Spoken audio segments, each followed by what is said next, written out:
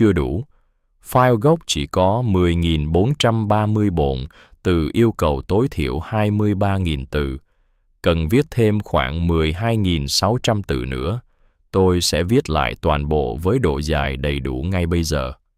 The valley holds its secrets the way old men hold grudges, quietly, patiently, until the right moment comes to let them go. That's what her grandfather used to say. Walter Whitfield would stand on the east porch before sunrise when the mist still hung low over the pasture in thick white ribbons, and he would say it like a man reciting scripture. The valley holds its secrets. He had a way of speaking about land that made you think he believed the ground had opinions, that the soil beneath your boots was paying attention, keeping score. Cora Whitfield was 14 years old, and she had come to believe he was right. The Whitfield farm occupied 300 acres along the southern curve of the Harlan River in a stretch of Wyoming that the interstate bypassed by 40 miles. Most of the people who lived there had roots going back 3 or 4 generations, families who had watched the same ridgelines through every kind of season and come to know them the way you knew a face you had memorized by necessity, not by choice, but by long exposure, until the face was simply part of what you understood the world to look like. The house was built in 1908, a 2-story white frame structure with a porch that wrapped around 3 sides and a root cellar beneath the kitchen floor that smelled of clay and old winters, the deep cold smell of ground that had never fully warmed in all the years the house had stood above it. The barn had been rebuilt in 1962 after a fire took the original, but the stone foundation was older than the fire and older than the barn that had burned. And you could still see the scorch marks on 2 of the limestone blocks if you looked at the right angle in afternoon light. Cora looked at things like that. She always had. It was the kind of noticing that other people sometimes mistook for distraction, the way she would pause on her way through a room to look at a crack in the plaster or stop on a fence walk to crouch down and examine the way water had cut a small channel through the topsoil. But it was not distraction. It was attention. Attention was different from distraction in the direction it moved. Distraction pulled you away from what was in front of you. Attention pulled you deeper into it. Her grandfather had been the one to teach her how.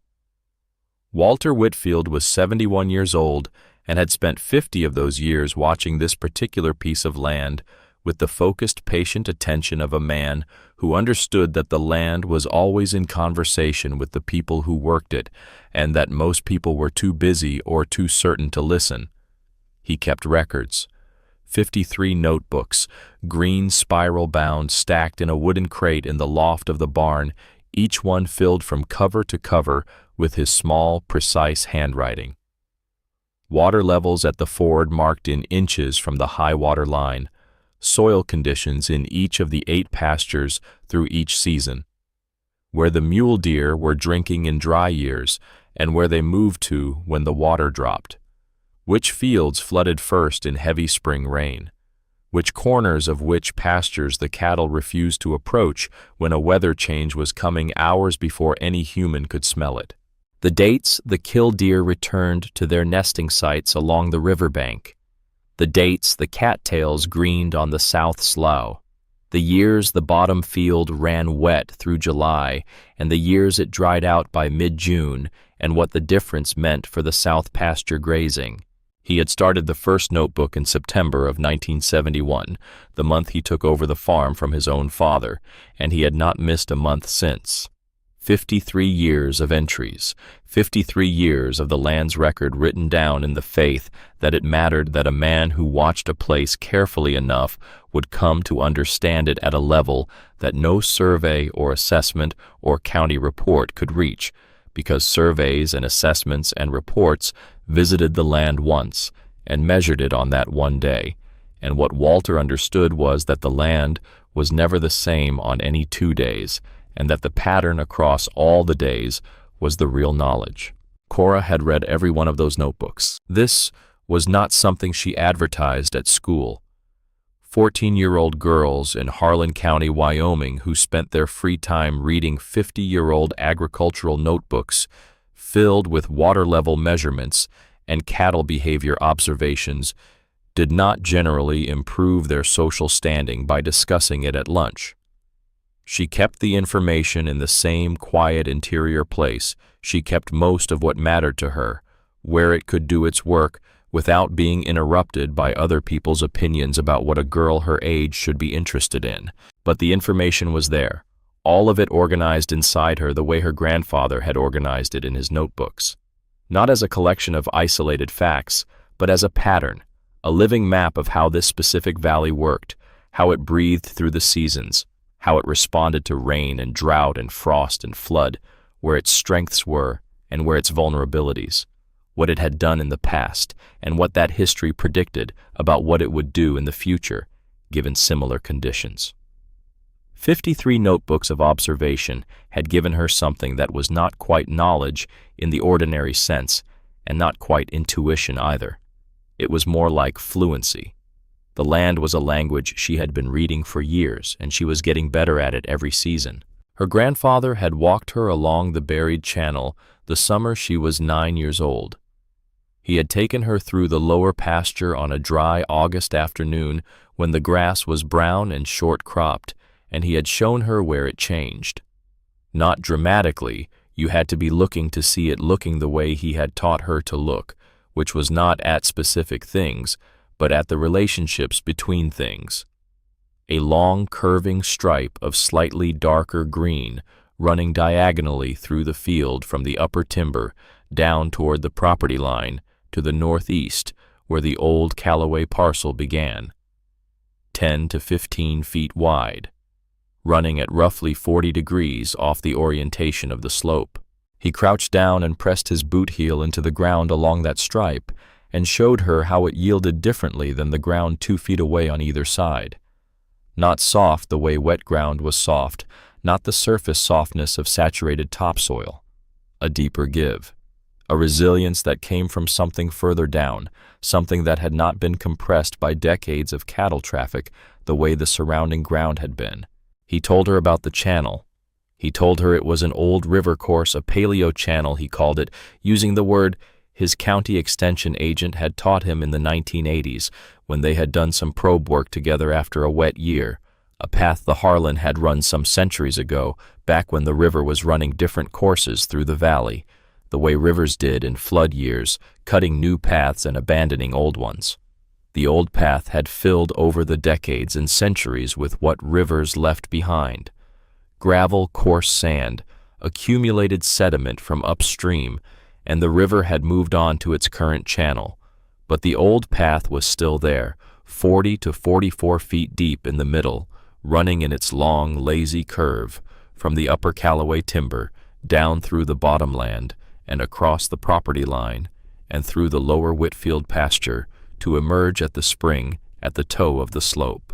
And because it was filled with permeable gravel instead of clay and silt, it was still moving water, slowly, quietly, 40 feet below the surface without any sign visible from above, except that curving stripe of slightly different grass.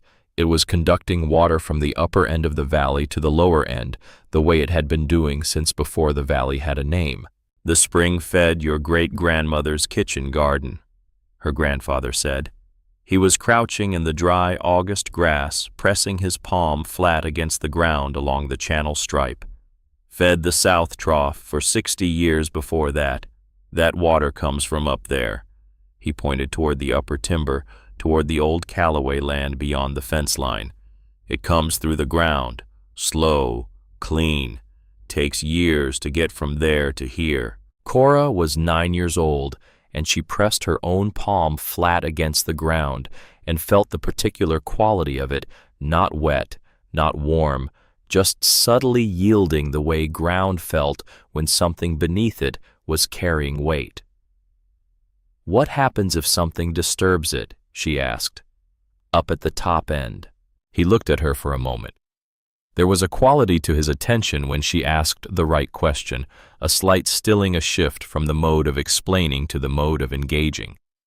He looked at her the way he looked at a notebook entry that had connected properly to an older entry, the satisfaction of a pattern confirming itself. "Then whatever disturbs it gets carried down here," he said.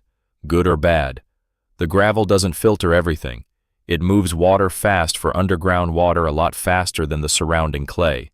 Whatever gets into the channel up there comes down to the spring sooner or later, sooner than you'd think."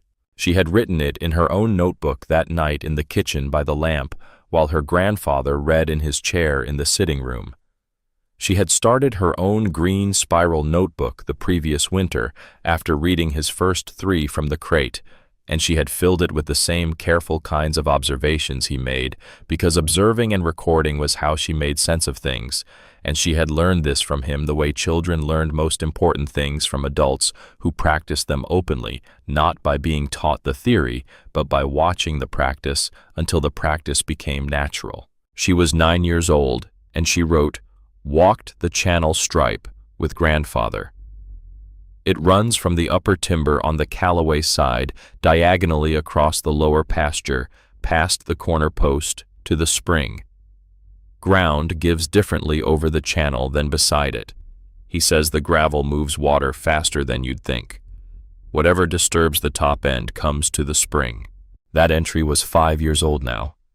It was in the second notebook in her stack behind 2 full notebooks and part of a third, and she had read it many times since the way she read all of them when she was thinking about the land. The summer she turned 10, she read her grandfather's notebooks from the 1970s, straight through, which took her 3 weeks, and produced in her a kind of understanding she would not have been able to fully articulate. It was not just the facts, the water levels, the flood records, the cattle behavior, the drainage patterns. It was the shape of the knowledge. The way 50 years of paying attention to one piece of land built a map that was more accurate than any official map, because it was not a map of what the land was supposed to be, but of what it actually was year after year in its specific and unrepeatable particularity. The summer she turned 11, she read the 1980s. The summer of 12, the 1990s, and the 2000s.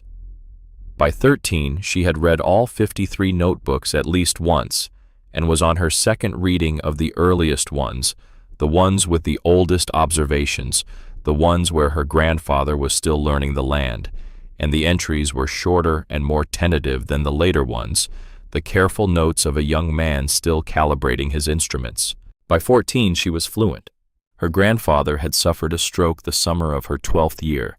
He had been in the kitchen making coffee at 6 in the morning, and he had fallen, and Owen had found him and called the ambulance, and the ambulance had come from Harlan, which was 40 minutes away, and by the time they arrived, her grandfather was stable but changed.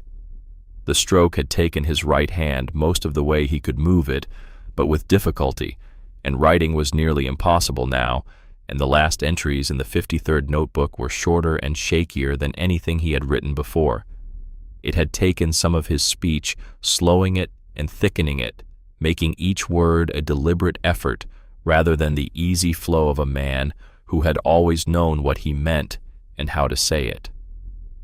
His mind was still there, still sharp on good days, still making the connections and drawing the patterns. But the body that had been his instrument for watching and recording and working the land was partially gone. He was in Cheyenne now with Cora's aunt, where the care was better and the winter less harsh and the medical facilities closer. He was alive. On the good days, he was very much himself, and Cora called him on those days and told him what she had seen, and he listened carefully and sometimes added something from the notebooks she had not yet gotten to. But he was not coming back to the farm. Owen had taken the farm on alone.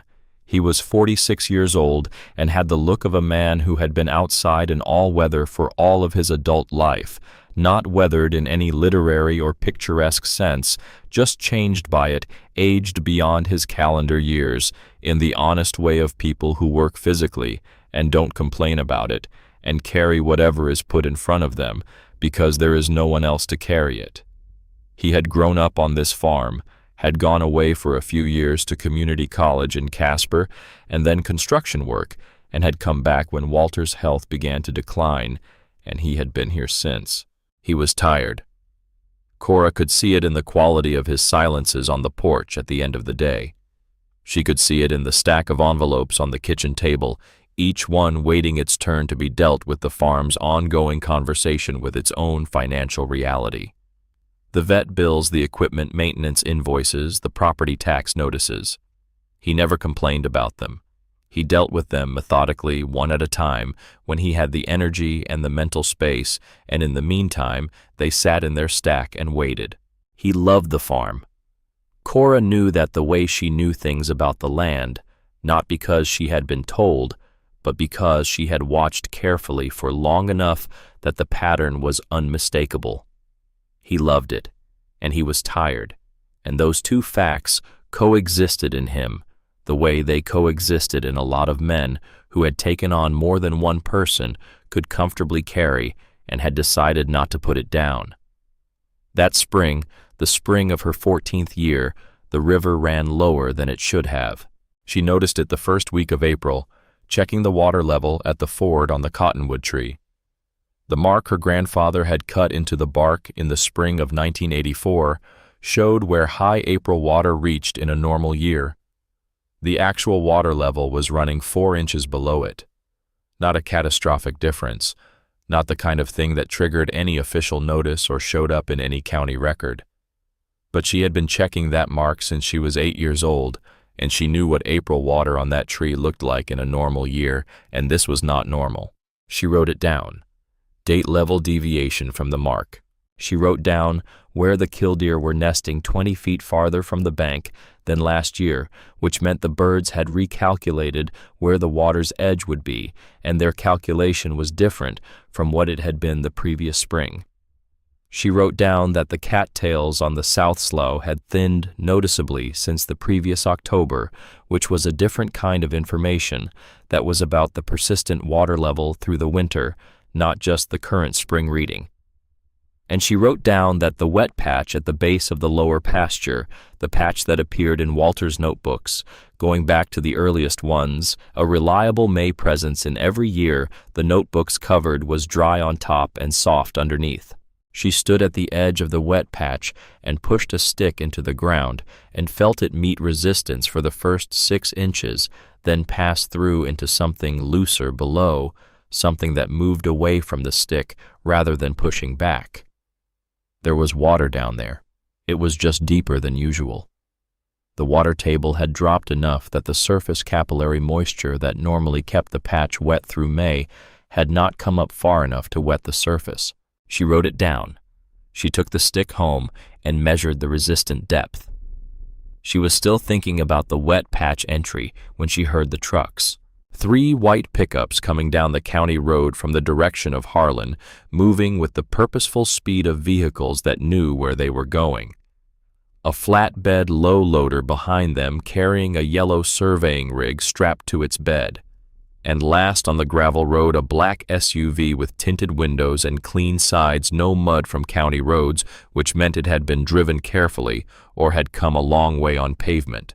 They turned off the county road onto the track that ran along the fence line of the Callaway parcel and stopped at the northeast corner of the Whitfield property, where the 2 fence lines met at the old corner post. Cora stood in the lower pasture and watched them without moving. The Callaway family had sold in October. The sale had been in process for most of the summer. Everyone at the feed store had known it was coming once the last Callaway brother died in August, because the heirs were spread across the country and none of them had any attachment to the land beyond the inheritance it represented, and the inheritance could be converted into something more liquid and useful if the right buyer appeared. The right buyer had appeared. Meridian Capital, out of Denver Commercial Real Estate Division. 5,000 acres outright purchase. Long-term hold with development plans. Agricultural processing and logistics, the man at the feed store had said. Hub for the Eastern Wyoming Agricultural District. The land had sat quiet through the fall and winter. Now it wasn't quiet anymore. Cora walked back to the house and went inside and rinsed her hands at the kitchen sink and stood looking out the window at the white trucks. The men who had gotten out of the pickups moved with the energy of people who had been on a plane yesterday and had a schedule to keep today. One carried a tablet, another had a roll of papers under his arm. The woman there was one woman in the group in expensive boots that had not yet encountered actual field work, was on her phone while she walked the fence line, gesturing at the slope that ran down toward the river bottom, the slope where the ground went soft in May, the slope under which the buried channel ran its long diagonal path from the Callaway upper timber to the Whitfield spring. Owen came in from the south pasture at noon. He was pulling off his gloves and hanging up his canvas jacket when he registered the trucks. He stood at the window for a moment. "They started early," he said. "Not a complaint, an observation." "They're from Meridian Capital," Cora said. "The bank that bought the Callaway land. They're doing preliminary survey work. The man at the feed store said they've been planning to break ground this spring." Owen looked at the survey crew who had set up a folding table near the fence corner with a roll of plans weighted down with river stones from the creek bed.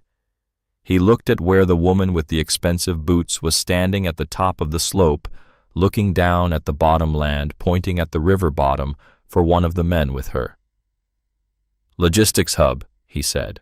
"Agricultural processing facility. They need rail access. The spur line runs along the bottom of the parcel." She watched the woman pointing. "They're going to build at the bottom." Owen was quiet for a moment. On the kitchen table, the veterinary invoice sat in its envelope, $812 waiting. Behind it was a property tax notice and an equipment maintenance bill. "Dad," Cora said carefully, "that's a bad place to build." He turned from the window and looked at her. The look he had been giving her more often in the last 2 years, the particular combination of recognition and exhaustion that meant he knew she was right and had no energy for what being right required. "It's not our land, Cora." "I know. The bank bought it. They can build what they want on it." "I know that," she said. "I'm not saying they can't. I'm saying the ground down there is going to have something to say about it." She paused. "The channel runs right through where they're pointing." He looked at the window again, at the folding table, at the roll of plans. Then he looked at the veterinary invoice. "Keep your notes," he said. It was not dismissal. It was something more complicated than dismissal, an acknowledgement that the notes were the right response, even if action was not available to him right now in this moment with this stack of envelopes. She got her notebook and went back to the lower pasture. The first real conversation happened on a Tuesday. Cora was walking the northeast fence line, her weekly check for breaks in the wire and gaps where the ground had frozen and heaved and loosened the staples from the posts. She had her current notebook in her jacket pocket, and she was making her standard observations as she walked the frost damage in the upper pasture, still not fully settled the ground uneven, where the freezing and thawing had worked on the clay. The direction the recent rain had drained, the channels it had cut in the topsoil, the place where last October's mud had dried into a particular pattern that told her something about the subsurface drainage below it. She came around the bend near the corner post and found them on the other side of the fence. 5 people now. The folding table from the earlier days was still there with its roll of plans held down by the same river stones. A man with a tablet was walking the fence line taking photographs. The woman in the expensive boots, better broken in now, Cora noticed she had been wearing them, saw Cora first and raised a hand. "Hey there."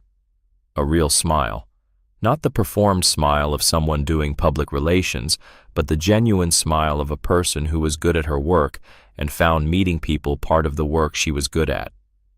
"You live around here," Cora pointed across the fence. "Right there." "Oh, perfect." The woman moved toward the fence with the easy confidence of someone used to meeting strangers in professional contexts. "I'm Diana Farr. I'm the project manager for this development working with Meridian Capital on the build-out of the Callaway parcel. We've been out here a few times now, but I think this is the first time we've actually connected with a neighbor." "I've been watching you set up," Cora said. "Of course you have." Diana smiled. "It's a big operation to have show up next door," I understand that. She glanced back at her team. We'll be on and off the property for the next 18 to 24 months. Construction phase starting in June if the geotech comes back clean. Cora looked at the plans on the table. Even upside down and at 15 feet, she could read enough of the layout to understand the general structure. A large rectangular footprint marked Phase 1, positioned in the bottom of the parcel near the river. A holding yard above it. A secondary structure farther up the slope. Access road coming in diagonally from the county road to the east. You're putting the main building at the bottom, Cora said. Near the river. The processing facility, yes. Diana followed her gaze to the plans. We need the rail spur for the agricultural processing operation, and the spur line runs along the bottom of the parcel. The footprint makes sense there logistically. Cora looked at the bottom land. She could see the stripe from where she was standing, the subtle color difference in the April grass, the slightly deeper green of the channel path running diagonally from the upper timber across the building footprint site and down toward the fence line. More visible than usual this spring, she thought, because the surrounding grass was more stressed from the low water table and the channel stripe was holding its moisture at a depth that let the grass roots find it. The ground down there isn't what it looks like from the surface, she said. Diana tilted her head. The patient attention of a competent professional receiving an unexpected input, not dismissing it but not yet knowing what to do with it. What do you mean? There's a buried river channel under that bottom land. An old course the Harlan ran before it moved to its current position. It's been there for a long time, centuries probably. You can see the surface sign of it if you know what to look for. The grass runs different. The ground gives differently when you press it. She kept her voice even the way her grandfather had taught her to speak when she was saying something important to someone who might not be ready to hear it. The channel is still conducting water underground.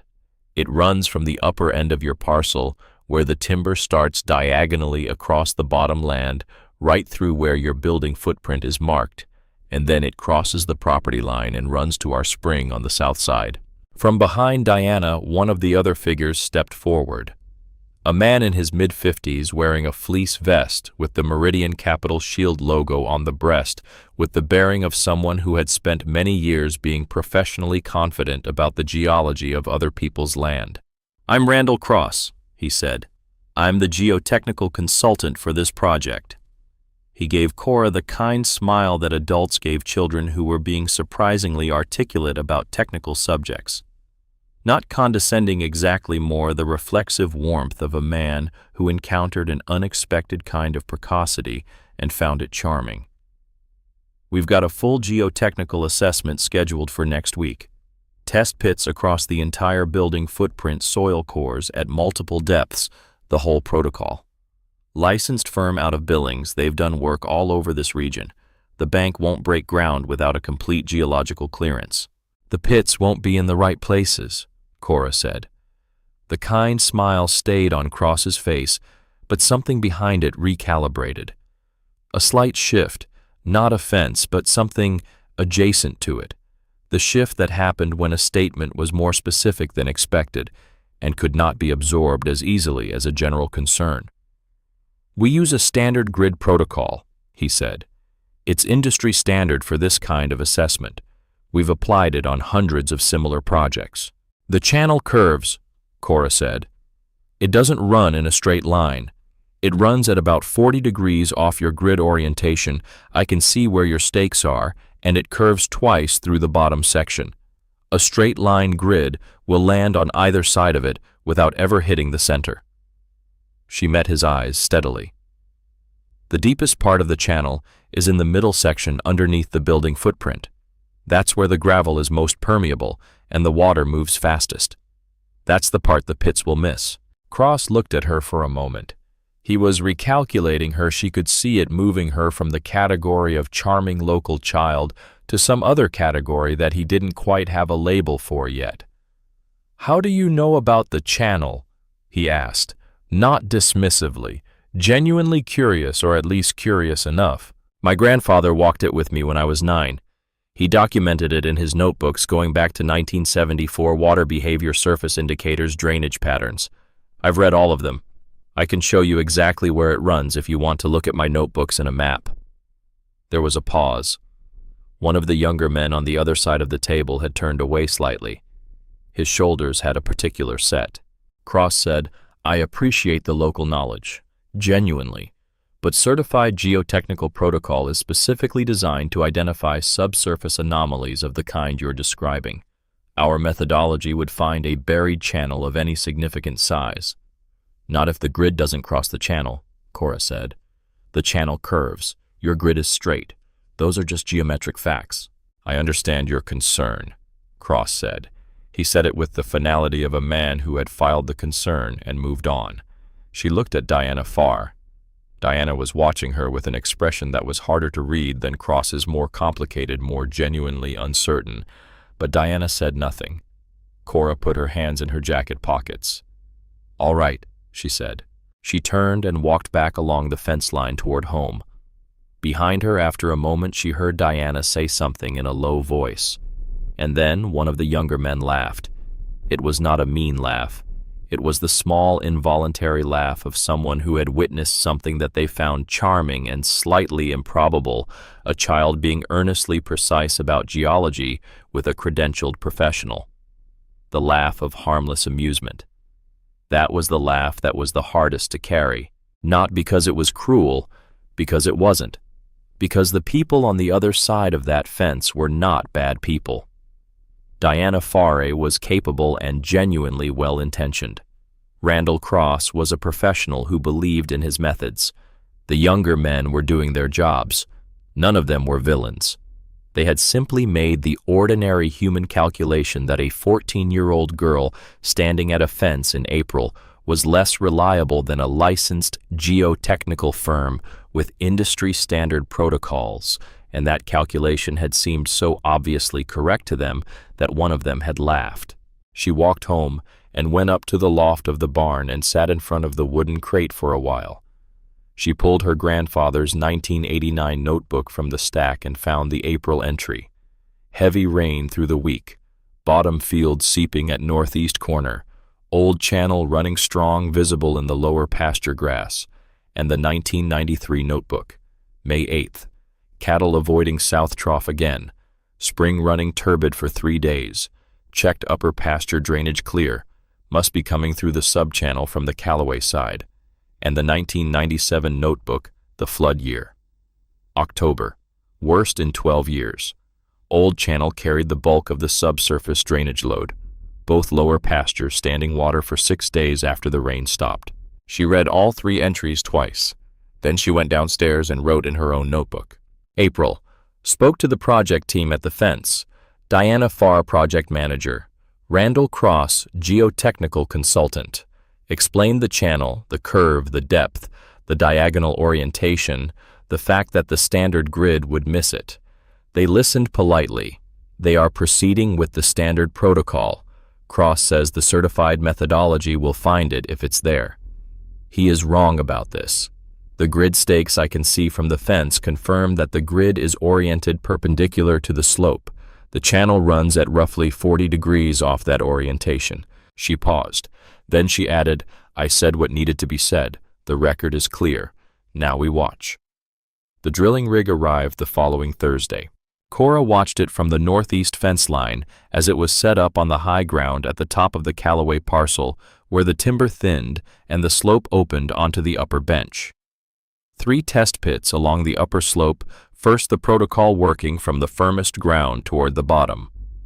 She watched Randall Cross on the site with the drilling crew walking the grid stakes, checking the positioning, the methodical efficiency of a professional proceeding through a task he had done many times before. The upper slope cores came up clean. Brown loam over clay, over compacted glacial till exactly what you would expect from the upper bench of a Wyoming valley slope that had not been significantly disturbed in geological recent time.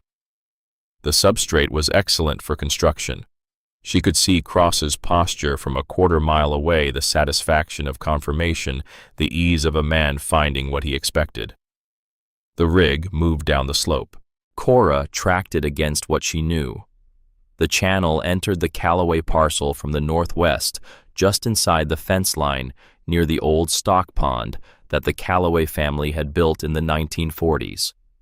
From there, it ran southeast, curving gradually like a sentence that changed its mind about where it was going partway through. The curve was widest in the upper section, where the gravel fill was thinnest, and tightened in the middle section near the building footprint, where the channel had run deepest and the gravel was most concentrated. Then it curved again near the lower fence line, the final turn before it crossed into Whitfield land and continued south to the spring. Cross's grid was running straight lines down the slope parallel to each other, perpendicular to the general slope orientation. She could see the stakes from the fence, straight white lines at 200-foot intervals marching down the slope in orderly rows. She marked in her head against her internal map of the channel's path where each grid line would intersect the channel. The first line was running 16 feet north of the channel center at the point where it entered the building footprint. The second was running 22 feet south of the channel center in the critical middle section. The third was running 18 feet north of the center where the channel curved its final curve before reaching the fence line. Not one grid line was crossing the channel. The drill was pulling cores from the exact spaces between the channel and everything around it, from the solid ground on either side from the clay and silt that flanked the permeable gravel fill on both edges. The cores were coming up looking exactly like what a clean site looked like, because on both sides of the channel, 20 feet away from its center, in either direction, the ground was clean and solid. The protocol was working perfectly. It was working perfectly on the wrong places. Cora stood at the fence and watched them not find it, and she felt the particular helplessness of knowing something that the evidence was not yet organized to confirm. She had said what she had to say. She had offered to show them her notebooks. They had applied their protocol, and the protocol had given them what they expected, and there was nothing else she could do about it today, in this moment at this fence. She went home and wrote down the grid positions and the lateral distances from the channel center at each drill point as best she could estimate from the fence. She wrote it all down carefully with measurements. She put her boots by the door and went in to help with the evening feed. Construction broke in June on a morning with the particular blue sky clarity that Wyoming delivered in early summer, the air dry and bright, the valley smelling of sage, and the turned earth of the Callaway bottomland. The graders came first. 5 yellow machines in a line moving across the bottomland in a systematic sweep, peeling back the topsoil and pushing it into long brown berms along the eastern fence line. Cora stood at the fence on that first morning and watched them work. They went across the stripe in the grass without slowing. The operators were following a grade plan. The grade plan was built on the survey data. The survey data said the bottomland was clean and uniform. The stripe, that subtle diagonal marker of darker green that her grandfather had been reading for 50 years. The surface expression of 44 feet of permeable gravel beneath it. The only visible sign of the buried channel from above disappeared under the grader blades in 40 minutes. She watched it go. She did not cry. She was not a person given to crying over things she could not change, and she had her grandfather's practical temperament in this, as in most things. She understood that the grader operators were not villains, and the grade plan was not malicious, and the disappearance of the stripe was not the end of the story. The stripe was a surface expression. The channel it expressed was 44 feet underground, and was not going anywhere, and was not going to stop being what it had always been because a grader had passed over it. She went home and wrote down the date. Her father found her at the kitchen table that afternoon with the notebooks open. He sat down across from her and looked at the open pages, the hand-drawn map she had made of the channel path with the building footprint, overlaid in pencil, and the grid positions marked, and the current date's entry below it. "They stripped the bottom today," he said. "Yes." He looked at the map for a moment. He had never been as systematic about the notebooks as she was. He was more like a man who knew the land in his body and his hands from 30 years of working it rather than from reading about it. But he trusted what the notebooks contained because he had watched his father fill them, and he had watched his daughter read them with an attention that he recognized was genuine and productive. "There's nothing to do right now," he said. "Is there?" "No," she said. "The survey came back clean. The bank signed off. They have their permits. The building is going up. So we watch. We watch." He was quiet for a moment. Outside, the sound of the heavy machinery on the Callaway land was a constant low presence, the sound of something large and certain proceeding with its certainty. "Your grandfather," he said slowly. "He would have gone back to the fence, tried again." "He would have," Cora agreed. "And they would have been polite about it and proceeded anyway." "Probably." Owen looked at his hands on the table. "He always said the land made its own arguments eventually, that the most important thing was having the record when it did." She looked at him. "He told you that more than once." He looked out the window at the construction site. He said, "Keep the notebooks accurate. Keep the dates right. Don't exaggerate and don't minimize.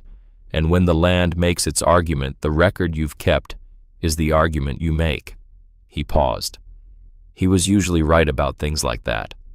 She closed the map and opened the current notebook to a fresh page. "Then that's what we do," she said. She wrote the date. The excavators arrived the second week of June, the tracked machines moving into the building footprint with the particular certainty of equipment following a plan that had been approved by all the right authorities. The digging was methodical and fast. The foreman had a schedule, and the schedule was already 1 week behind from a delivery delay on the steel and behind schedules on projects. This size had a way of compounding. Cora watched the excavation from the fence on Monday morning from the road while she waited for the school bus, and on Saturday when she had time to stand at the fence for a full hour. She watched the layers come up topsoil, then the clay layer, then the mixed sediment of the river bottom, each layer going into a different pile or being pushed to the berms. She tracked the depth against her knowledge of what was there. At 6 feet, on the southeast wall of the cut, the wall that faced the river, the wall that was closest to the buried channel's path, the soil changed color. She saw it on a Saturday morning from the fence, a slow darkening in the face of the cut, spreading from a point about 2/3 up the wall and expanding gradually outward as she watched the way a stain moved through cloth. Not flooding, not anything dramatic. A seep, a slow, steady infiltration of water finding its level through the opened face of the excavation, the water table expressing itself in the new exposure the digging had provided. One of the workers on site noticed it and pointed it out to the foreman. The foreman came over and looked at it. He got on his phone. Randall Cross drove out from Billings the next day. He crouched at the edge of the cut and looked at the seep for a long time, not saying anything, just looking. He took moisture readings with a probe. He took a water sample. He talked with the foreman for a while, the two of them standing at the edge of the cut, looking down at the dark stain spreading slowly along the wall. Then Cross said what he said, and the foreman agreed, and they called Denver. Cora was at the fence that afternoon when the foreman's truck was still there and Cross's truck was still there, and she could see from the fence that they were looking at the east wall of the cut, but she couldn't hear what they were saying. She could see the shape of the conversation, though the way you could read a conversation from its physical posture, even at 200 yards.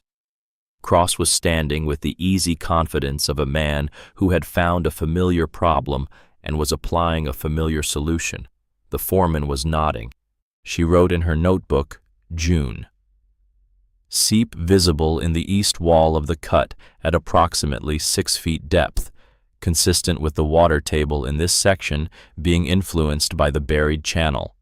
Cross and foreman at site this afternoon.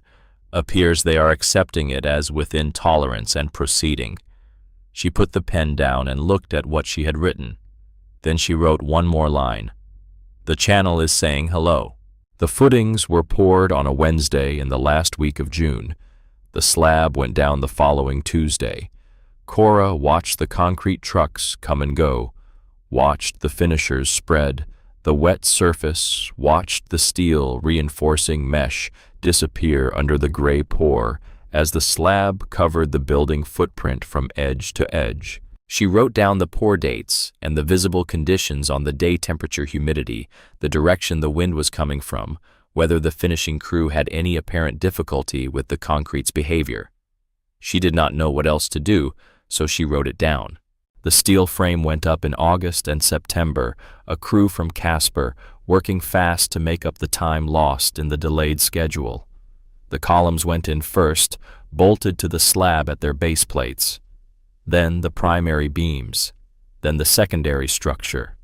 The building grew its skeleton against the Wyoming sky in 11 days of steady work, and by the end of September, it stood complete, a steel lattice, 70 yards long and 40 wide, standing in the bottom land, with the permanent, indifferent confidence of something that had been put there with enough money behind it that no one expected it to be questioned.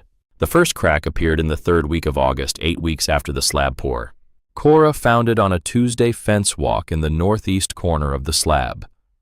A hairline in the pale concrete running diagonally across the corner in a direction that she recognized immediately, northeast to southwest, the same orientation as the buried channel beneath it. She crouched and looked at it for a long time.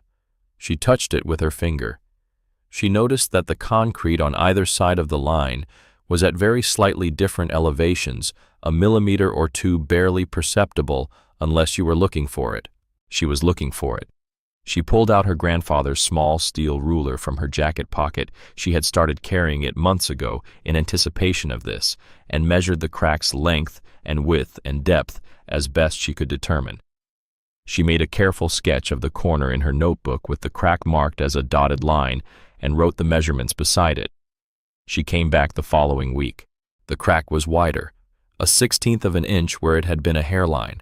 It had grown 2 parallel lines alongside it, all 3 running in the same direction, all on the riverside of the building, all oriented along the same diagonal that the buried channel ran beneath. The finishing crew had been through at some point and applied gray patching compound to the original crack. The compound had cracked again in the same place. She measured all 3 and recorded them and sketched the new configuration. She came back every week after that. She measured and recorded and photographed.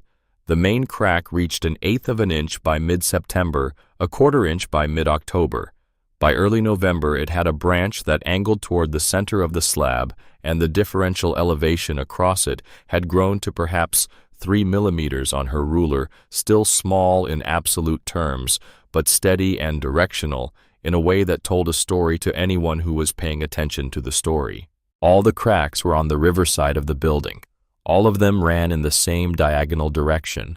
All of them pointed if you extended them past the edge of the slab and down through the concrete and through the gravel drainage course and the vapor barrier and the fill dirt below directly toward the buried channel 40 feet underground, where the permeable gravel was moving water through the soft zone and the foundation above it was settling at a different rate than the foundation beside it. The steel cladding was going up through October and November. Sheet by sheet, the corrugated metal panels covered the skeleton, and the building took on its finished appearance. From the county road driving past, it looked complete and professional, and exactly like the kind of facility that $50 million in institutional capital was supposed to produce. Solid, permanent, settled. From the foundation, it was saying something else entirely. Cora told her father about the cracks at dinner in October.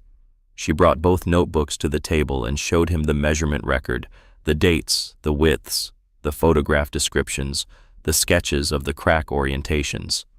He put down his fork and gave the notebooks the full attention he always gave them when she was showing him something systematic and careful. When she finished, he sat for a while. "You've been keeping this since August," he said. "Since August 21st. That was the first one." "Have you said anything to them?" "No, not since April." He was quiet for another moment. Then he said something that surprised her. "Good," he said. Not dismissal. She could hear the difference. He meant something by it. "Let me tell you something your grandfather told me a long time ago when I was about your age, and there was a boundary dispute with the Sternwood family over the north fence line. You remember that story?" She shook her head. "There was a disagreement about where the fence should run. Sternwood family claimed the county survey put it 8 feet north of where your grandfather had it. He was sure he was right, and they were sure they were right, and there was a lot of noise about it at the time." Owen put his elbows on the table. "Your grandfather went back to the records, found his father's field notes from when the original fence was put in 1948. Found the surveyor's stake still in the ground with his own probe 20 feet north of the disputed fence line, exactly where it should have been. Took him 2 weeks of careful work. And he brought the records to the county surveyor's office, showed them everything. The county ruled in his favor." Owen looked at the notebooks. "He told me afterward, if you're in a dispute with someone who has more resources and more official standing than you do, the only thing you can bring to the table that they can't manufacture is a complete and accurate record. Don't make noise before the record is ready. Make sure the record is complete. When it's complete, the record makes the argument." Cora looked at the notebooks on the table. "The record is getting there," she said. "Keep building it." The difficulty at school that fall was real but navigable. The story of her April conversation with the Meridian Capital team at the fence had traveled through Harlan the way stories traveled in a town of 4,000, which was fast and with creative embellishment. By the time it reached Harlan County High School, it had become the story of the farm girl who tried to tell a bank they couldn't build on her neighbor's land because of some old notebooks, and the story was told with the specific tone that small places reserved for earnestness that had been publicly unrewarded. She heard the phrase that stuck the notebooks girl from a boy in her chemistry class named Kyle Partridge, who said it with the offhand certainty of someone labeling something that had already been categorized. It was not said with particular cruelty. It was just said. The label in the air, the small social fact. She sat with it in chemistry and thought about it in the way she thought about entries in the notebooks that didn't quite fit the pattern she had been expecting. Not defensively, not with the hot response that would have been the most available reaction.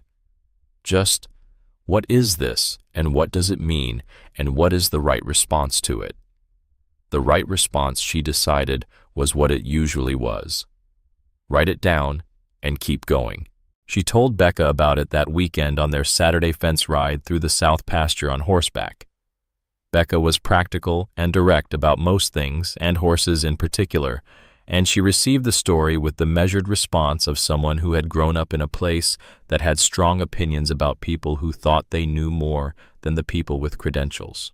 "For what it's worth," Becca said, "my father says the bottom land on the Callaway parcel has flooded in every big rain year since he can remember.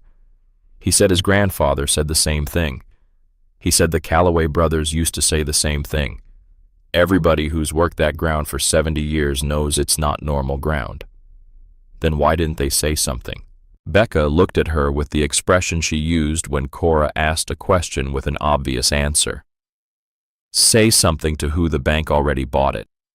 Who's going to listen to farmers about what the bank bought?" Cora looked out at the construction site from the saddle. The steel building was almost fully clad now. The parking apron graded the whole project, acquiring its finished shape. "The ground is going to say something eventually," Cora said. "The ground always does. And then the record matters." November brought the cold and the thing that changed the shape of everything. The cattle stopped drinking from the South Trough. She noticed it on a Monday morning in the first week of November doing the early check. The South Trough was full. The water was running normally from the pipe that connected it to the spring line. The 7 animals in the South Pasture were standing in the far corner of the field, not near the trough, not approaching it. She watched them for 10 minutes. They were thirsty. She could see it in their posture, the slight restlessness of animals that needed water and were not going to it. She walked to the trough and looked at the water. It looked normal. She came back the next morning, same configuration, full trough cattle at distance. On the third morning, she tasted the water. She cupped some in her palm and brought it to her lips and took a small sip and held it on her tongue. It was faint, so faint that she almost convinced herself she was imagining it the way you could almost convince yourself of anything if the conviction was easier than the alternative.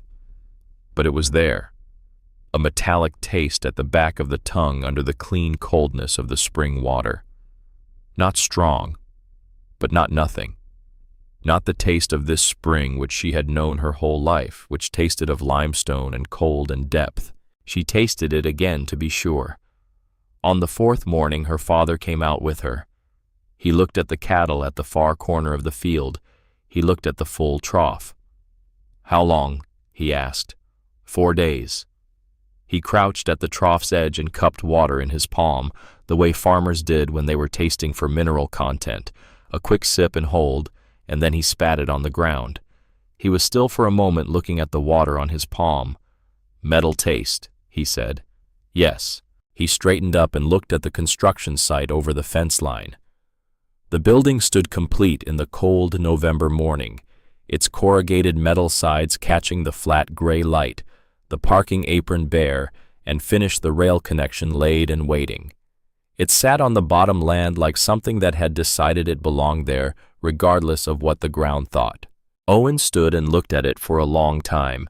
He was doing the kind of thinking that showed in the set of a person's shoulders rather than in their face, the thinking that happened when the version of events you had been maintaining and the evidence in front of you had finally diverged past the point where maintenance was possible. He turned to Cora. "The channel," he said, not a question. "The channel," she said. "Construction runoff. Petroleum compounds from the equipment disturbed sediment from the excavation. It went into the channel at the cut.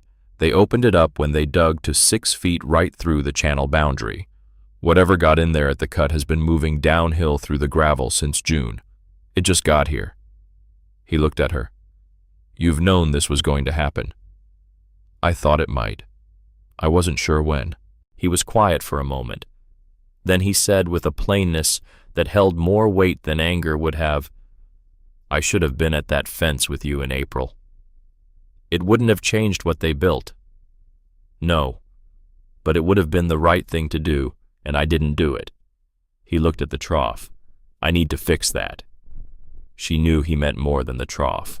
The extension agent came the next day. He was a practical, thorough man named Greer, who took his work seriously and had been doing it for 22 years and had seen a variety of things. He took samples from the south trough, from the spring outlet, and from the north pasture trough, fed by the house well as a control. He labeled everything carefully and drove it to the county lab. 2 weeks later, the report came back. Elevated turbidity, suspended sediment at 5 times the control sample level. Trace petroleum compounds, diesel distillates, the chemical fingerprint of construction equipment fuel and hydraulic oil.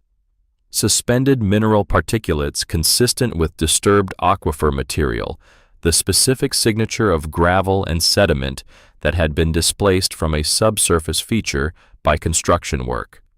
And at the bottom, in the source determination section in plain language, contamination indicators consistent with upstream disturbance of a subsurface water transmission pathway. Source likely upgradient of affected property. Upgradient. Uphill. The construction site. Owen read the report twice at the kitchen table. He set it down and sat with it for a while. Then he went to the window. "Dad," Cora said. "I know." The channel moved it, exactly like Grandfather said it would. Whatever gets in at the top comes out at the bottom. He was quiet for a long time. Outside in the dark, the construction site was silent and finished, and sitting on top of a buried river channel that had been moving water for several centuries longer than anyone in Denver had been making decisions about what to build on top of it. "I'm going to call the extension office in the morning," Owen said, "and we're going to find a lawyer." He turned around. "And you are going to bring every notebook you have to whatever meeting we end up in." "They're already organized," she said. He looked at her for a moment with the expression he had sometimes when she said something that reminded him of his father. "I know they are," he said. The meeting at the extension office in early December brought together more people than Cora had expected. She had dressed carefully, blue flannel shirt, good boots, and carried both her current notebooks in the canvas bag over her shoulder. Owen drove them in through a gray December morning with fresh snow on the upper ridges and the valley floor hard with early frost. The parking lot when they arrived was more full than she had anticipated. A Meridian Capital truck, a state DEQ vehicle, a car with Colorado plates she didn't know yet. Inside the conference room held 12 people. Diana Farr with a composed expression that had something careful and chastened underneath it. Randall Cross sitting very still, his eyes moving periodically to specific spots on the table in front of him. Preston Hale, she would learn his name shortly. Heavy-set and silver-haired, wearing the Meridian Capital badge, identifying him as VP Commercial Real Estate, sitting with the contained stillness of a man who had spent his career in difficult rooms and knew how to occupy them at a cost. The DEQ man, with his folder and his pen. The county commissioner. The county attorney. Meridian Capital's lawyer at one end contributing his presence but not his voice. And at the far end of the table, with a laptop and a roll of papers and field notebooks stacked beside her, a slight woman with dark curly hair and boots with mud still on them from actual field work, sitting with the particular alert stillness of someone who had something significant to say and was waiting for the correct moment to say it. Cora looked at the mud on the boots. This woman had been out in the field recently in December working. She noted it and filed it. The meeting opened with the DEQ representative. He went through the contamination findings methodically, what had been found in what concentrations, what it indicated about source and transmission pathway, what the regulatory implications were. The county commissioner asked clarifying questions. The Meridian Capital lawyer wrote things down. Then the woman at the far end of the table stood up. She introduced herself as Elise Navarro, independent geotechnical and hydrological consultant retained by the bank after the slab cracking anomalies had been flagged to the bank's structural team in October. She spoke quietly and quickly, with the delivery of someone who knew exactly how much time she needed and was not going to use more of it than that. She had conducted an independent analysis, she said. After the structural anomalies were flagged, she had gone back to the beginning, not to the geotechnical survey, but to the historical record for the site. She had pulled USGS aerial photographs going back to 1954. She had pulled the USDA County Soil Survey from 1971. She had run a subsurface flow model using the topographic data and the settlement measurements from the building. She had identified a buried paleochannel running diagonally beneath the building footprint. She unrolled her map onto the table. The room was quiet. The map showed a red line running through the Callaway parcel in a long, lazy S, entering at the northwest corner near the old stock pond and exiting at the southeast, crossing the Whitfield fence line and running through the lower Whitfield pasture to the spring on the south slope. She described the channel, the permeable alluvial fill the depth at the center section, the curved path that the standard grid had bracketed without crossing. She described the construction seep at 6 feet as evidence of the water table influence from the channel. She described the differential settlement in the slab as consistent with soft zone subsidence over the permeable core at depth. She described the contamination of the Whitfield Spring as consistent with construction runoff entering the channel at the excavation cut and being transmitted downhill through the gravel to the spring outlet. She laid a flow diagram next to the map. Then she sat down. Cora looked at the red line on the map. She looked at it for a long time, the curve of it, the angle at which it crossed the building footprint, the place where it crossed the fence line and entered Whitfield land. The termination point at the spring. It was the same line her grandfather had walked her along on a dry August afternoon when she was 9 years old. The same line that was in the 1974 notebook and the 1981 notebook and the 1985 notebook and the 1989 notebook and the 1993 notebook. The same line that was in her own notebooks. The line she had been carrying inside her for 5 years, knowing it, reading it in the grass and the soil and the cattle behavior and the water level of the spring. The same line, now in red on an official map drawn by a hydrogeologist with a master's degree derived from aerial photography and soil surveys and subsurface flow modeling. The same line. The room was still quiet.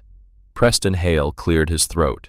"I need to ask," he said with the careful deliberateness of a man building toward a question whose answer he already knew and needed formally on record, whether anyone associated with this project was informed of the existence of this feature before construction began. Randall Cross looked at a point on the table in front of him and did not look up from it.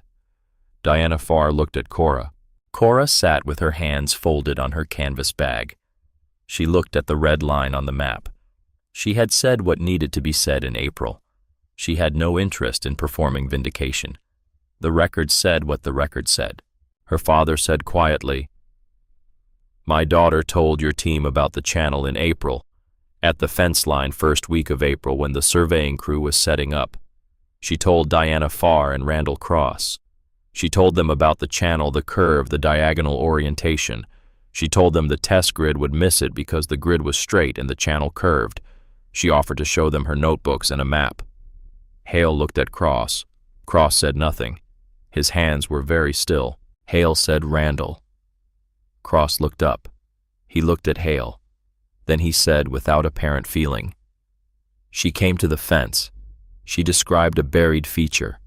I indicated our protocol would address it." A pause. "She was specific about the curve." The last sentence landed in the room with a particular weight. She was specific about the curve. Not she mentioned something. Not she expressed a concern. She was specific about the curve. Cross knew what he was saying.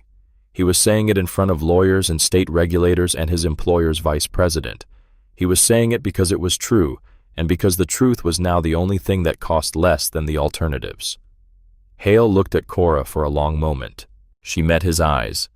She did not perform anything. She was 14 years old, and she had said what she had to say at the right time, and it had not been heard, and now the land had said it instead more loudly and more expensively, the way the land always eventually said things. There was nothing to perform about that. "All right," Hale said. He said it the way a man said something when he was accepting a final accounting. The formal consequences arrived in sequence over the following weeks. The DEQ notice of violation gave Meridian Capital 5 business days to halt all construction activity at the Callaway site. The notice was non-negotiable. The bank's legal team reviewed it and agreed. The hydrogeological assessment was commissioned with Elise Navarro as lead consultant.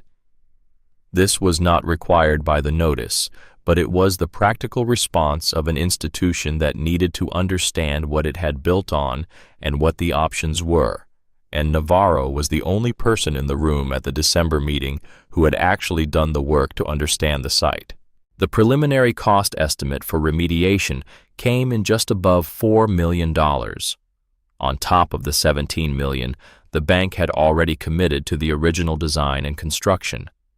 The slab would have to be completely demolished. The foundation pits would have to be filled and recompacted to a depth that actually addressed the subsurface conditions. The contamination of the Whitfield Spring would require excavation of the affected zone at the channel entry point and installation of a monitoring system at Meridian's cost. A redesigned structure on a different footprint on different ground would need to go through the full permitting and design cycle again. The Whitfield family settlement covered the loss of the South Trough through the contamination period, the cost of supplemental water, and the diminishment of the spring water quality. Owen received the settlement letter and read it at the kitchen table and then went outside for a while. Elise Navarro drove up from Denver in January to conduct the full hydrogeological survey. She drove the 10-year-old pickup with the cracked windshield and the field gear in the back, and the first thing she did when she got to Harlan County was come to the Whitfield farm. She knocked on the front door on a Wednesday afternoon, and when Cora answered, Elise looked at her with the direct expression of someone who had processed a lot of information about a person before meeting them and was checking the information against the reality. "You're the one who identified the channel in April," she said. "Yes. I want to walk it with you, the whole path, start to finish. I want to see what you see and understand how you know what you know." Owen was in the hallway behind Cora. He looked at Elise for a moment at the field boots, the mud, the waterproof notebooks in her hand, and then he gave Cora the small nod. "Let me get my notebooks," Cora said. They walked the channel path for 4 hours in the January cold. The ground was frozen on the surface, but spoke its language underneath regardless the subtle variations in give that Cora had learned from her grandfather and from years of walking the same ground through all its seasons. She showed Elise everything. The entry point at the old Callaway stock pond, the depression in the field, the way the pond itself had been built in a natural low, that the old river course had carved the slightly different frost heave pattern on the downhill side of the pond compared to the uphill side, the path through the upper pasture where the channel was shallower and the surface expression less definite, but still readable in the right light. The middle section, where the channel ran deepest and the surface expression was clearest, where the stripe had been before the graders took it, and where it would come back in the spring when the grass grew again. At the building site, silent in the January cold, the construction now halted.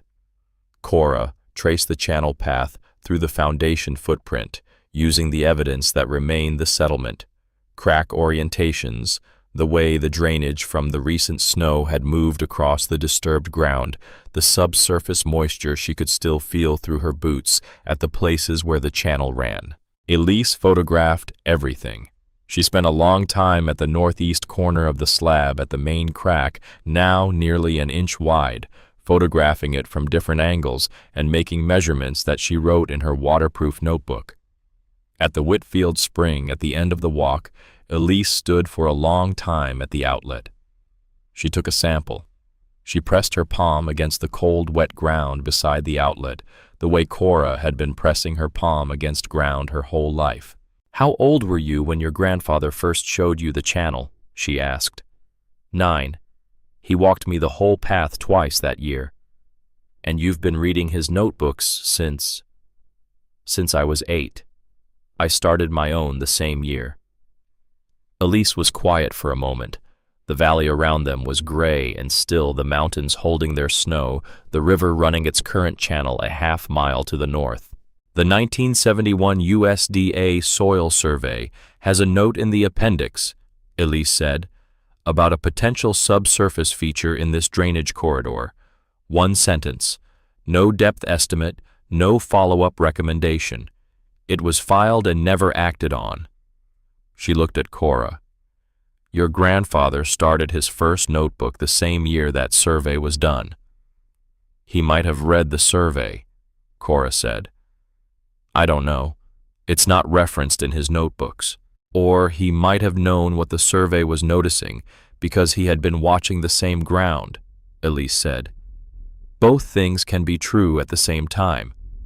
Official instruments notice what they notice, and people who live on land notice what they notice, and sometimes the two sets of observations align, and sometimes they don't, and when they don't, it's usually worth asking which one was more careful. Cora looked at her. When we file the survey, Elise said, the primary feature needs a formal designation, a name for the county records. She paused. I have an idea about what that name should be.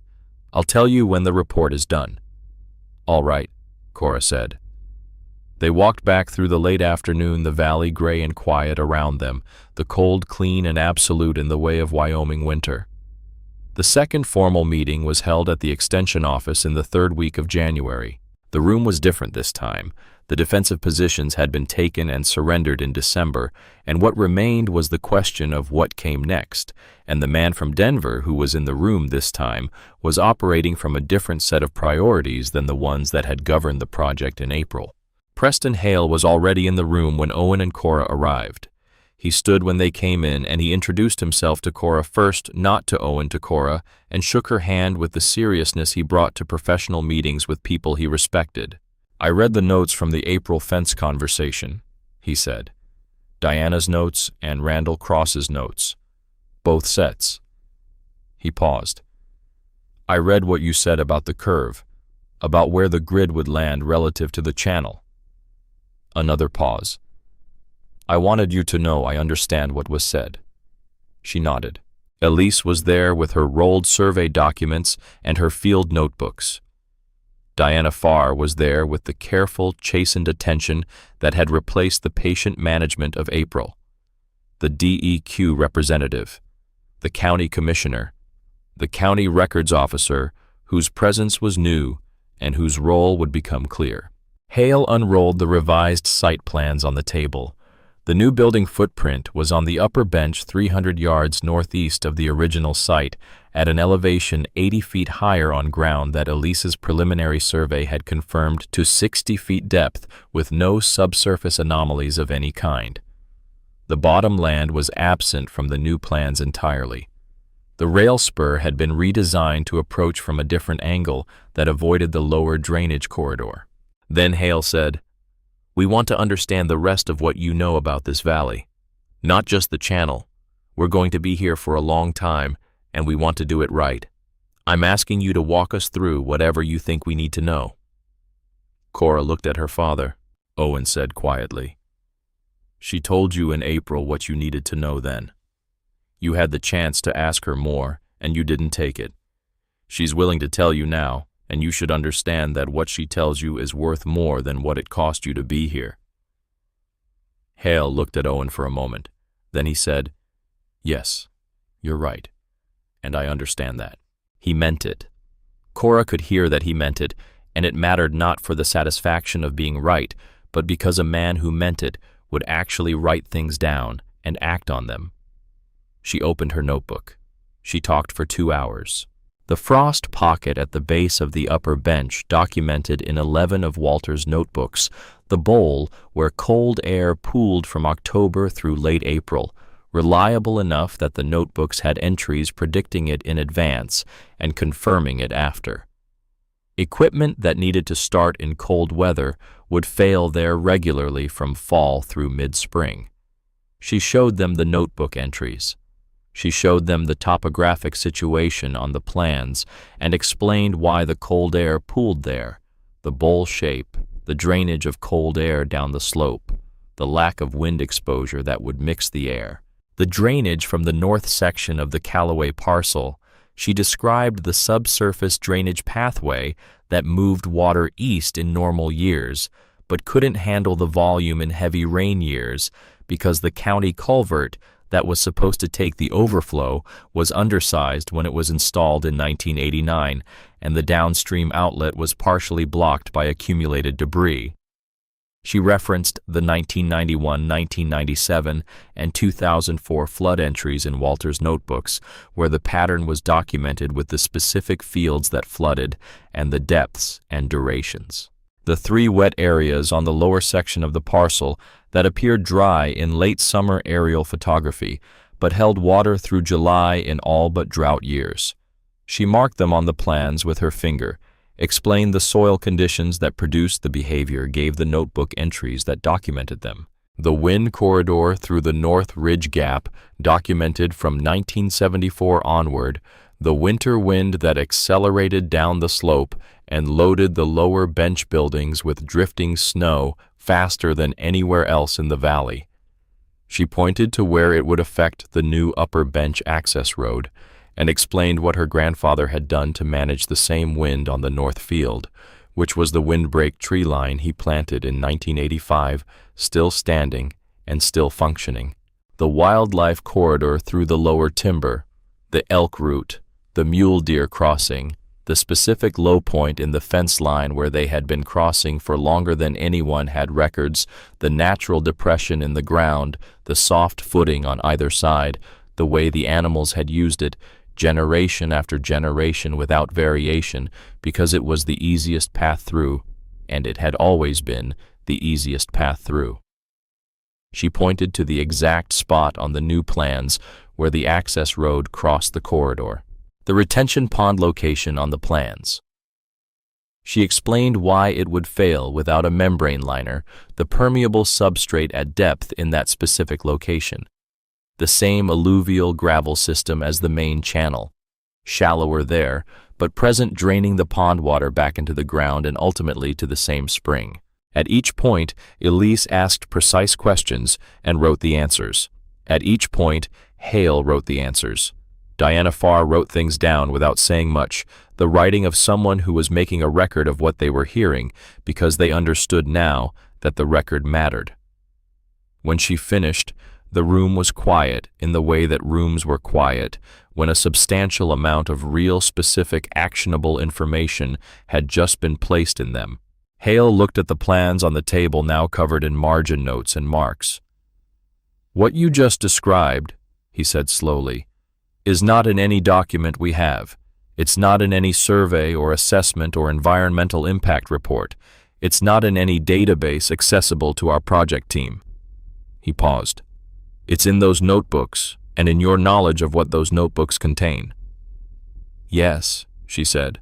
"That's a knowledge gap we didn't know we had," he said. "We came in thinking a geotechnical survey and a standard due diligence process covered what we needed to know.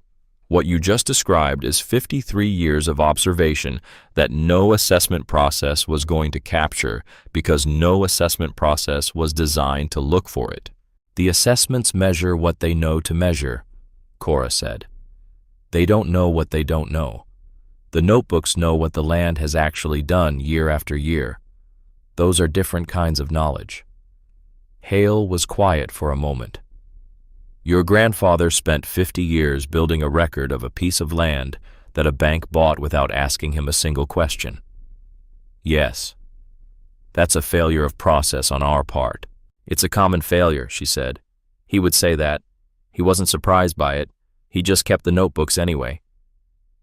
After the meeting ended and the others had filed out, Hale stayed at the table. He looked at the green notebooks in her canvas bag. "How old is the oldest notebook in that crate?" he asked. 54 years. He started in September 1971. And his father before him. No formal notebooks, but observations in the farm records going back to the 40s. Hale looked at the table for a moment. "We should have asked you," he said. "In April. We had the chance and we didn't take it, and that cost everyone something, and the thing it cost us most was time and money, which are recoverable. What it cost your family was something different." He looked at her. "I'm sorry for that." She looked at him.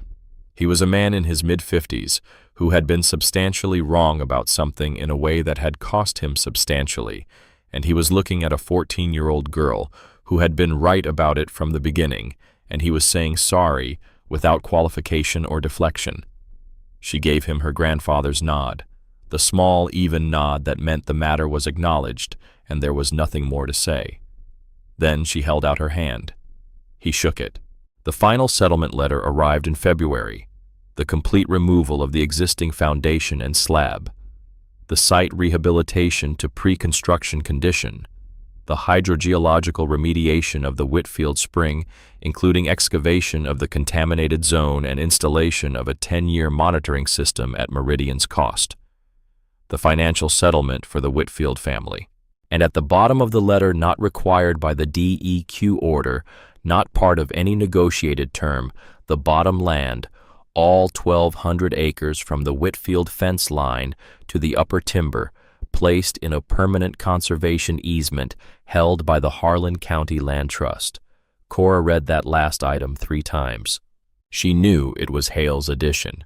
Elise had told her when they walked the channel in January that the survey would show the bottom land could not support development for any amount the bank could justify. The channel system ran through it in 3 places, and the entire section was a functioning groundwater recharge area that had operated undisturbed for centuries. The easement was not legally required. It was chosen. A man who had been wrong at a certain scale had decided the corrective action should match the scale of the original error. Spring came cautiously, the way Wyoming spring came after a hard winter, in installments, testing the ground, before committing the warmth, arriving carefully, and withdrawing again before returning more fully the next day. The mountains released their snow slowly into the rivers and the aquifers below. The valley floor greened in stages, the grass coming up first in the south-facing hollows and then spreading across the flat ground as the days warmed. The killdeer came back to the riverbank in March, and Cora heard them before she saw them. The flat, certain keedy from down by the water, the seasonal announcement of territory reclaimed and conditions assessed and found acceptable. She walked to the lower pasture and found them in their old nesting zone, on the flat ground near the bank, where the grass came up first and the soil was soft enough for probing. Same location as the previous 3 springs. Same birds, or their descendants using the same ground by the instruction of the same instinct. She wrote it down. Killdeer returned to original nesting sites. Same location as documented in March entries for 2022, 2023, 2024. Bottom land undisturbed. The Whitfield Spring ran clean from mid-March on. Owen was with her when she tasted it a Tuesday morning cold, the frost still in the shaded corners of the pasture. He cupped the water in his palm and tasted it and stood for a moment with his eyes closed and then opened them and looked at Cora. "Clean?" he said. "Clean," she said. He stood at the spring outlet for a while, looking at the water running over the limestone shelf the way it always ran, the way it had run for every spring in every notebook going back to 1971. He didn't say anything. He didn't need to. She turned 15 in May. She came home on her birthday, on the afternoon bus, walked up the road from the mailbox, with the day's mail in her hand, and found at the bottom of the stack a bubble-wrapped package with her name written on it, in a hand she recognized now, the precise economical handwriting of a person who worked with data and applied the same economy to everything. Inside the bubble wrap was a document bound in a green cover, 140 pages. The final filed version of the Harlan Valley Hydrogeological Survey Callaway parcel. The color of the cover was the same color as her grandfather's notebooks. There was a handwritten note paper-clipped to the title page. Dear Cora, this is the filed version, the copy that will be referenced in all county planning documents and environmental assessments for this drainage area from now on. Please see section 4.3 on page 47. We named the primary subsurface feature after your grandfather. The designation Whitfield Paleo Channel has been entered into the Harlan County Geographic Record. It will appear in every survey and every planning document for this valley going forward permanently. It seemed like the only right name. Your grandfather's observations are referenced 17 times in the technical notes of this survey. His records contributed directly to the accuracy of the characterization of the feature. Without them, we would have taken significantly longer and been significantly less precise. What he did for 53 years in a green spiral notebook in a barn loft was real scientific work. The notebooks are the record. The record is the work. When you're ready to think about what you want to do with what you know and how you think, there are programs. There is real work to be done. I hope you'll think about it. E. Navarro. Cora stood at the kitchen table and read the letter twice. She turned to page 47. Section 4.3, Primary Subsurface Feature Whitfield Paleo Channel. The primary buried drainage feature of this survey area has been formally designated the Whitfield Paleo Channel, in recognition of the longitudinal observational records maintained by Walter Whitfield, 1971 through 2021, and Cora Whitfield, 2016 through present, whose documentation of surface indicators, hydrological behavior, and subsurface feature characteristics contributed materially to the identification, location, and accurate characterization of this feature. The designation is entered into the Harlan County Geographic Record and will appear in all subsequent surveys, planning documents, and environmental assessments pertaining to this drainage area. She read the paragraph 3 times. Then she stood at the kitchen counter for a while, looking out the window at the pasture in the late afternoon light, thinking about her grandfather in the barn loft in September of 1971, sitting in front of a new green spiral notebook, writing his first entry in his small, precise hand, with no audience in mind and no expectation of recognition. Just a man recording what the land had told him, because it seemed like the right thing to do, because the knowledge was worth keeping, because a place deserved to have someone paying attention to it. She thought about the 53 notebooks in the crate, all those entries, all those mornings, all those careful measurements and observations and dates, the records of flood years and drought years and ordinary years, the cattle behavior and the water levels, and the places where the frost was hardest and the places where the ground went soft in April, all of it written in the faith that knowledge mattered, that the record had value, that someone would eventually need it. Someone had eventually needed it. She thought about the red line on Elise's map drawn from aerial photographs and soil surveys and subsurface flow models running in its long, lazy S through the Callaway bottomland. She thought about the line her grandfather had walked her along on a dry August afternoon when she was 9 years old, pressing his boot heel into the ground and saying, "Feel it give." They were the same line. 50 years of green spiral notebooks and one hydrogeological survey, and they had arrived at the same line. She went out to the barn to find her father. He was working on the small tractor's hydraulic line, hands dark with grease, a flashlight under his chin.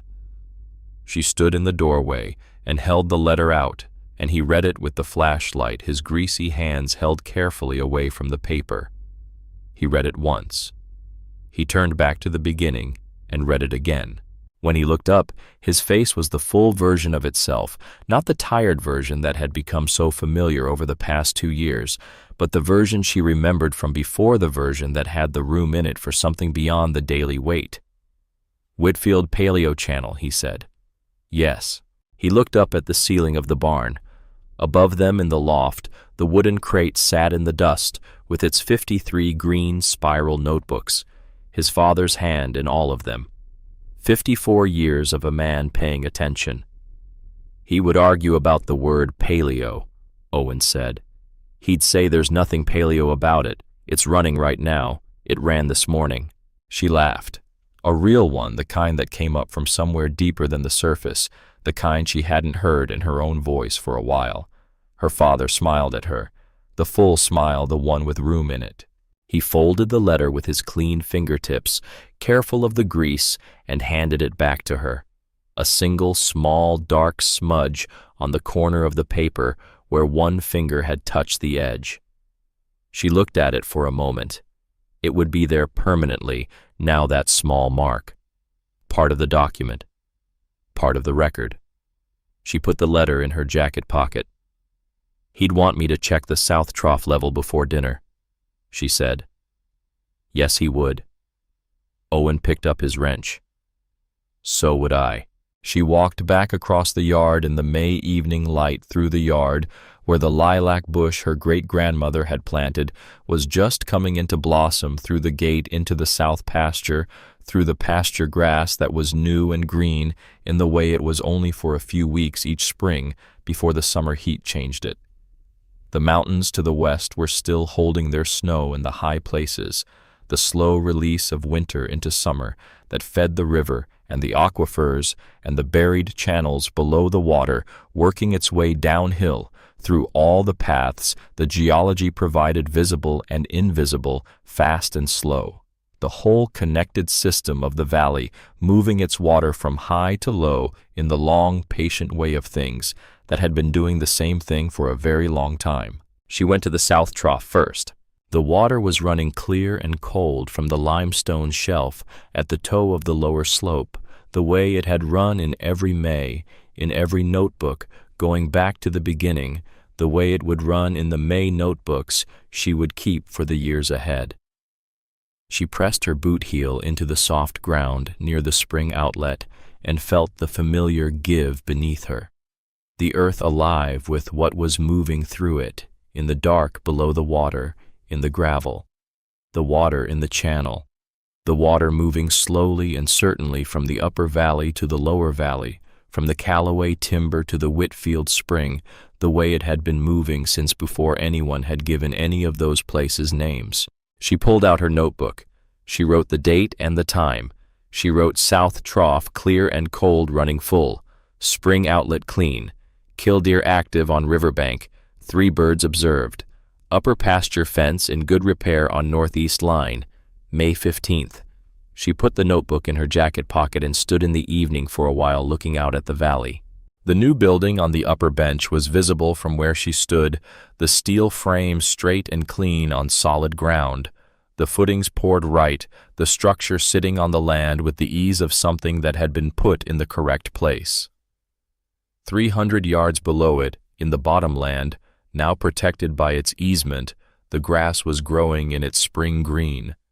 The buried channel, moving its water through the gravel in the dark, the killdeer calling from the river bank, with the flat, certain sound of creatures who had come back and found everything as it should be. Some knowledge did not find its way into official records quickly.